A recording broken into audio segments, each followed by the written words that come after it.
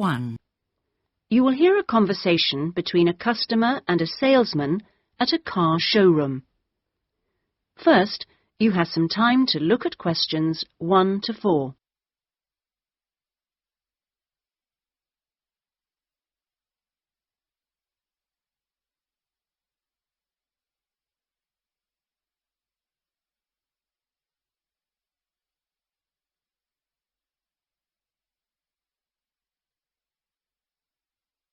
Listen carefully and answer questions 1 to 4. Good morning. Please take a seat. How can I help you? Well, I'm thinking of buying a new car and I'd like some advice. Sure, yes. Had you got any particular make in mind? I'm interested in a leader. I've had one before and liked it, but I haven't really made up my mind. Sure. We've got various models. Right. What about the engine size? Any ideas? The one I've got at the moment's a 1.2-litre engine, but I find it a bit slow on long journeys. I'd like a bit more power this time. A 1.4 should do. I don't think I need a 1.6 or anything. Right. Well, I think the model you're looking at is the Max. Here's a picture. Oh, yes. Have you got one in? Yes, I'll take you to have a look at it in a minute. I'll just get a few more details. Is there anything else to do with the engine? What kind of gear change do you want? I presume you want a manual. I'd want automatic. I've never driven a car with manual gears. Right. Well now, here's the colour chart for the Max. Have you given that any thought? This blue's very popular at the moment. Yes, it is nice. I like blue. What's it called? Royal? Yes. But actually, I think I prefer this lighter shade here. Sky. Yes, that's popular too. I think I'll go for that. You might have to wait a week or so for that colour, but I assume that'll be okay. Oh, yes, fine. Well, we can go outside and you can have a good look at one, and perhaps take it out. But first, can I just ask you about finance? The cash price is going to be somewhere in the region of 7,500.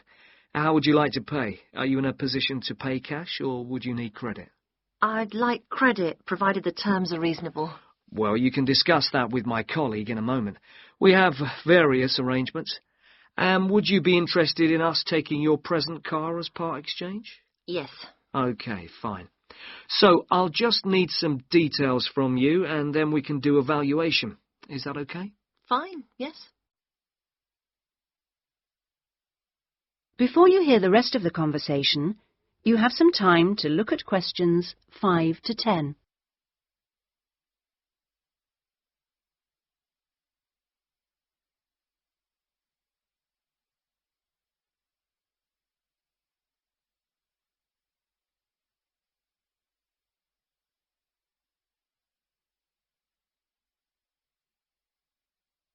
Now listen and answer questions 5 to 10. Could I have your full name? Wendy Harries. That's Harries. And is that Mrs., Miss, Ms.? It's Doctor, actually. Oh, right. And your address? 20 Green Banks. Is that green spelled as in the colour? Yes, that's right. OK. Alton. Is that O-L-T-O-N? Not quite. It begins with an A, not an O. Oh, yes. That's in Hampshire, isn't it? That's right. And do you know your postcode? Yes, it's GU8 9EW. Do you have a daytime phone number? Well, I work at the hospital, but it's a bit difficult to get hold of me. I can give you a number just for messages, and then I'll get back to you when I can. Is that okay? That's fine. It's 0798 257 643. Fine. And about the car you have now, what make is it? It's a Conti.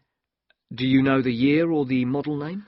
I think it's 1996, and it's called a Lion, like the animal. Then it must be 1994, because they brought out the Fox after that.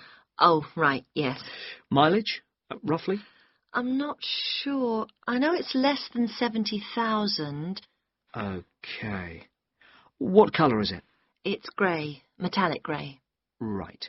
And one last thing, what sort of condition would you say it's in? I'd probably describe it as reasonable. Do you need to see it? It's parked outside. Not at the moment, no. Perhaps you could call in one day next week. That is the end of part 1. You now have half a minute to check your answers.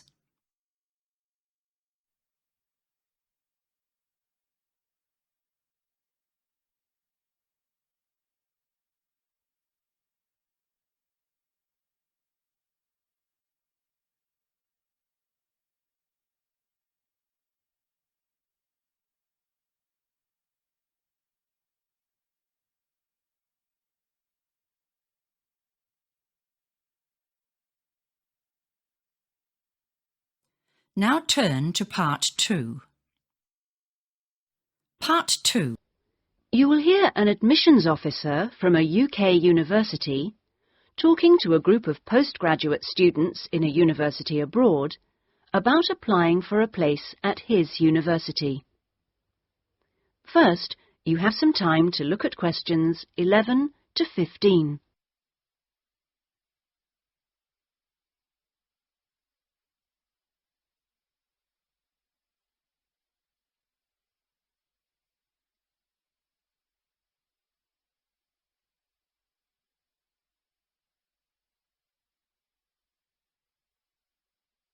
Now listen carefully and answer questions 11 to 15.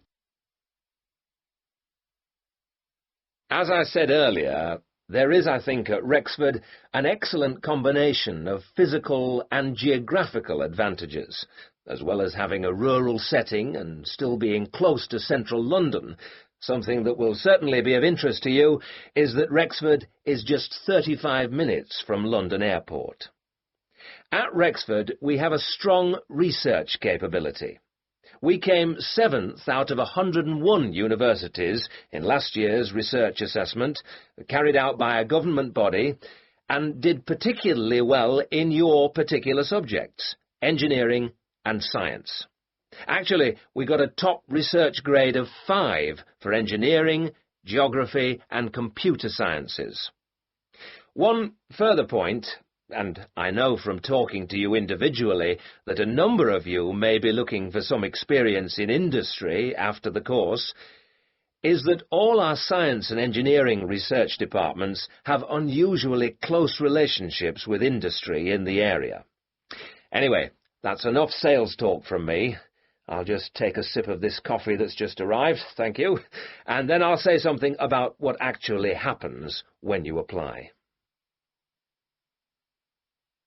Right.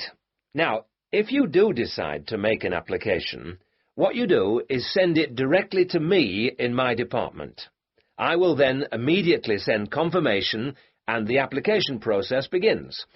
And I'd like to say at this point that you shouldn't worry if this process doesn't work all that quickly. I mean, occasionally there are postal problems, but most often the hold-up is caused by references. The people you give as referees, shall we say, take their time to reply. Anyway, it's absolutely normal for this process to take 3 to 4 months. What I do in this period is keep in touch with you and reassure you that things are moving along. One of the ways we've devised to help you decide about applying, as well as later when you've been accepted, hopefully, is to put you in contact with, if possible, a student from your own country who is at present studying with us. What you can do is phone them up, we will of course liaise between you, and discuss your concerns with them. That way you can get an objective opinion of what you can expect if you come to live and study at Rexford.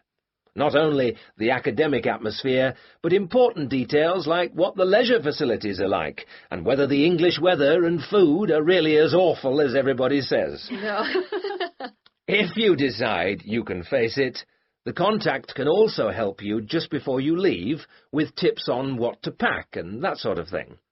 At the moment, I think we've got 2 second-year students and 1 postgraduate from this country. Before you hear the rest of the talk, you have some time to look at questions 16 to 20.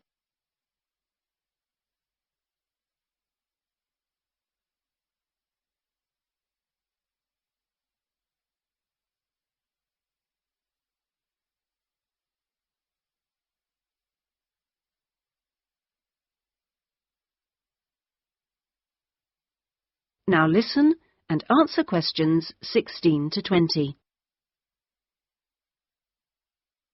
Now, to move on to the other concerns you expressed earlier. At a UK university, as I'm sure you know, you will be in an environment where independent learning is the norm, which takes most students a while to adjust to, and at a time when you will be separated from your normal surroundings, and in most cases, your family. This can be a difficult time. But remember that something like 25% of our student body are international students like yourselves, and that there are several organisations in the university and city whose main purpose is to offer help and ensure that your time with us is enjoyable and useful. One or two of you touched on the subject of accommodation earlier, so I'll just add a few points. It is the university's policy to give priority in the allocation of residence places to 3 categories, and those are visiting students, exchange students, and new postgraduate students. However, demand exceeds supply, so there is still a need to put your name down early for campus accommodation, particularly if your family is accompanying you. This means that the earlier you decide whether you want to study with us, and so get the procedure moving, the better it will be for everybody. Yes? What if you would prefer to live outside the university? If you're planning to live off campus, you've got to sort things out even earlier. As with everything in short supply, the good accommodation gets snapped up months before the beginning of term. In other words, if you're starting in October, you need to be thinking about it in June, or at the very latest July.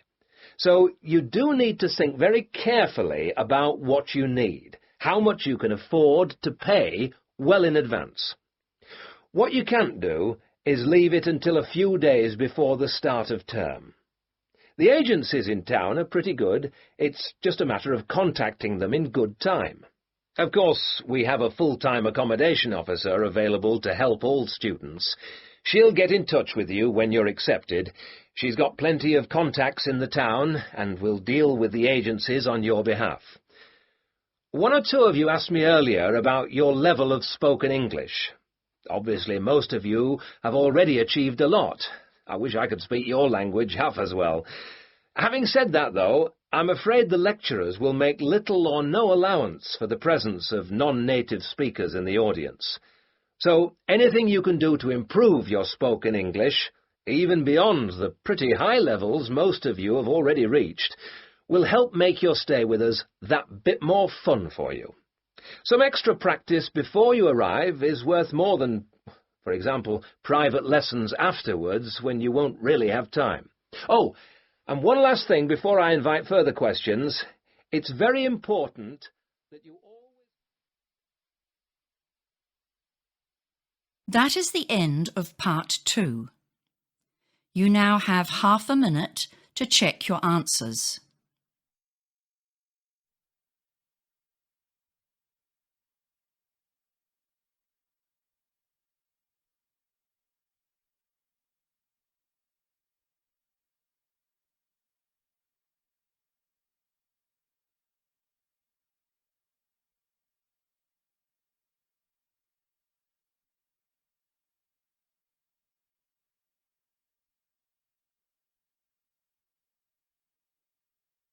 Now turn to part 3. Part 3. You will hear 2 friends discussing a course they have just done. First, you have some time to look at questions 21 to 27.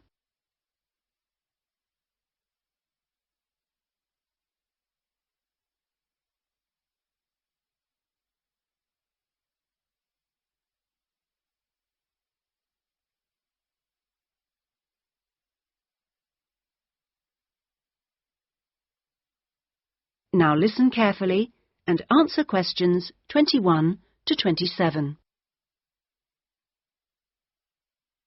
Oh, Ben, I just remembered I never filled in that form for Nick. Ah. Did you do it? The course feedback form. Yes. If you want, we can do it together. I've got mine here. Is that okay? Yeah. Okay. Let's have a look then. What do we have to do? Let's fill in the top first. Let's see. Course code. It's communication in business. Okay. Communication in business. I do know that, but what's the code? CB16 something. CB162, isn't it? That's it. Okay. And dates. When did we start? I remember my birthday's on May 4th, and it was the day after. It must have been May 5th. Gosh, doesn't seem that long ago, does it? No. And we finish at the end of this week on Friday, so that's July 15th. 16th. Oh. Monday was the 12th. Yeah. Right, that was the easy bit. Now, let's have a look. Please give your comments on the following aspects of the course. Okay, what's the first one? Oh, course organisation. What do you think? Clear. It was, wasn't it? Yeah, I think the organisation was clear. Okay, anything else for course organisation? It was a good thing he gave us the course outline at the beginning in the first session. That was useful, so I'll put that down, shall I? Yeah. Now, going on to suggestions for improvement, one thing that wasn't so good, I think we could have done a bit more work at the beginning. I mean, at the beginning it seemed dead easy. Yeah. I thought it was going to be really easy, and then all of a sudden in the second half of the course, we got a whole load of work. Yeah. Reading to do and essays and things. Yeah, it'd be better if it was more even. Okay, now, course delivery. Does that mean teaching? Yeah, I suppose so. Well, what I thought was really good on this course was the standard of teaching. Actually, I mean, some of the teachers were better than others, but the standard generally was fine. Much better than other courses I've been on. Yeah, I agree. Let's put that then. Okay. What about suggestions for improvement? I didn't think it was all that wonderful when we had great, long group discussion sessions that went on for hours and hours. Right. I don't mean we shouldn't have group discussions, just that they shouldn't go on too long. Before you hear the rest of the discussion, you have some time to look at questions 28 to 30.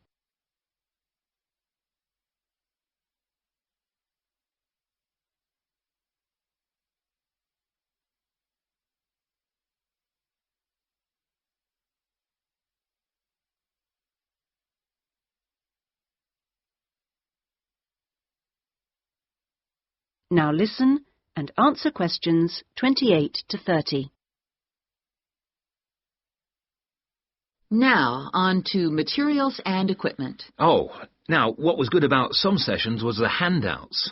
Yes, I thought all the handouts were good, actually, and some were great, with website addresses and everything. One problem, though, with materials was the key texts. Yes, there just weren't enough copies on reserve in the library. And if you can't get the key text before the session, how are you supposed to do the reading? Yeah. And not enough computers. You have to wait ages to get one. Okay, testing and evaluation. Well, I don't know. It's hard to say until we've got our written assignments back. Oh, don't talk about it. I only got mine in yesterday. It was a real struggle. Oh, I hate to think what mark I'll get. Yeah, but at least we've done the oral presentation. I thought that was good, the way I got my feedback really quickly. Yes, it was. And I liked the way we knew what would be evaluated on. We knew the criteria, so we knew we had to think about clarity, organization, and so on. Yeah, but I'm not so sure about the written work. One thing, I think, is that there's just too much. It's really stressful. Oh, yes, I'd agree. And I don't see why they can't let us know the criteria they use for marking. The written assignments, but he told us. No, for the final exams. Oh. What are they looking for? What are the criteria? What makes a pass or a fail? Yeah, I never thought of that. It'd be really useful. Okay, any other comments? I thought student support was excellent. Yeah, me too. Okay, excellent. Other comments? No, I can't think of anything else. Nor me. Okay, so that's done.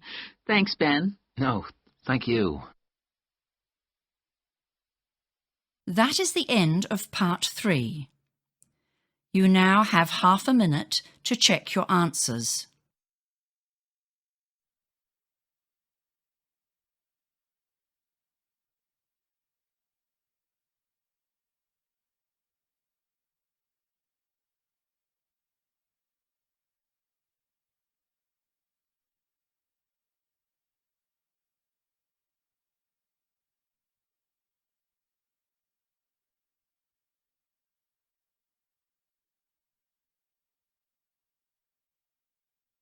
Now turn to Part 4. Part 4. You will hear a student giving a presentation about a project on household waste recycling. First, you have some time to look at questions 31 to 40.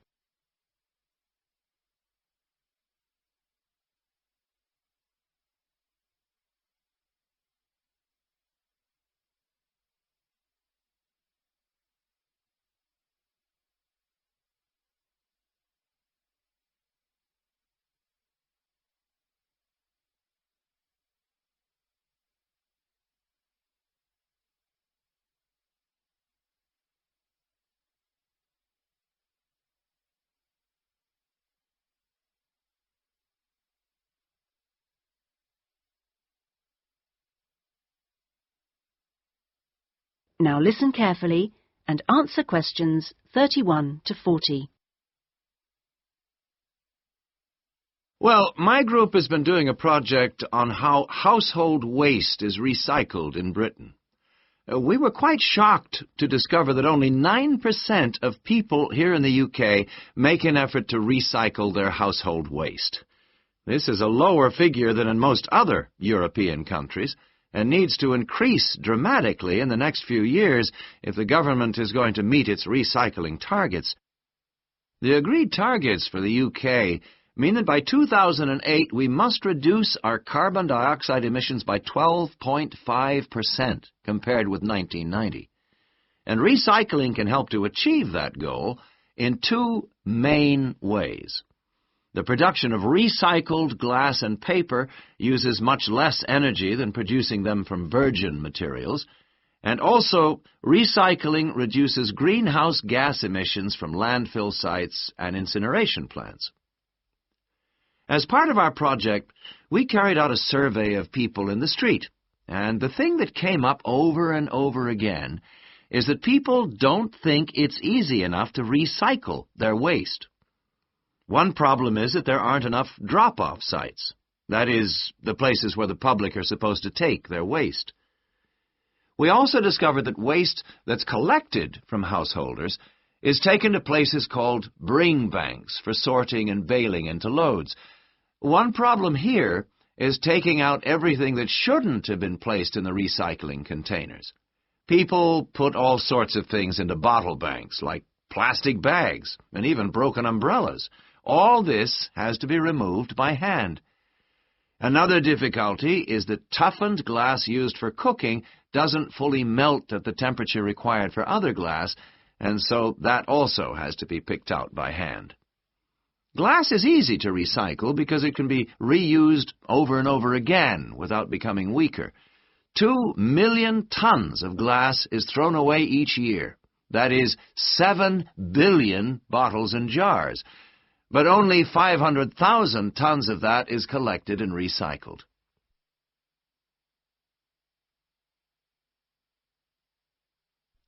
Oddly enough, half the glass that's collected is green, and a lot of that is imported, so more green glass is recycled than the UK needs. As a result, new uses are being developed for recycled glass, particularly green glass.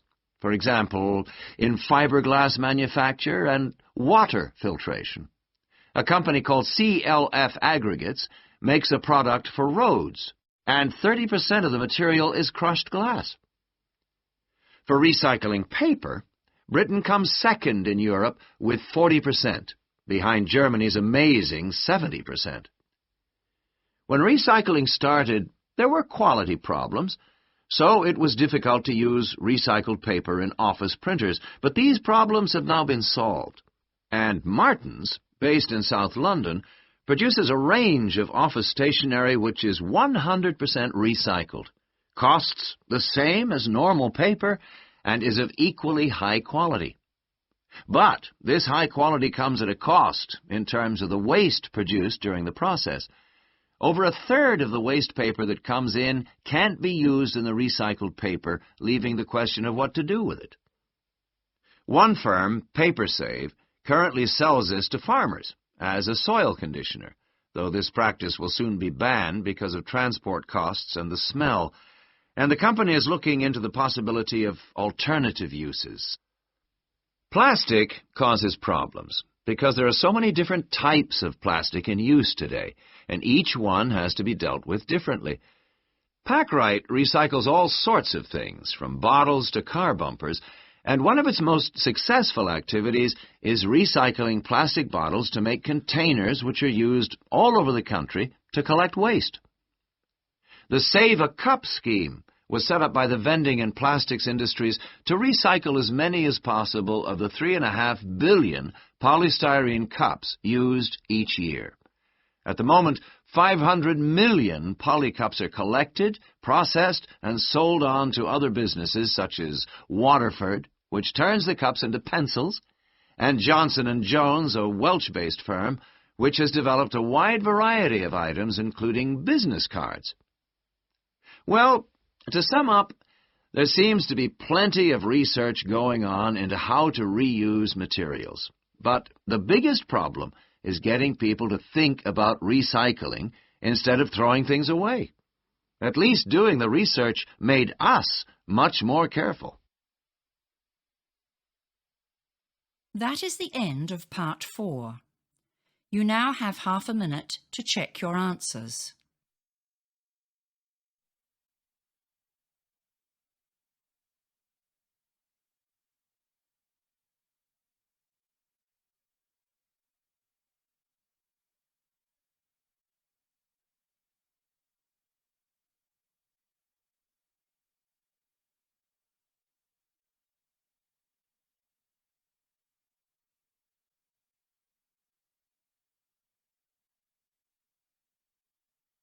That is the end of the listening test.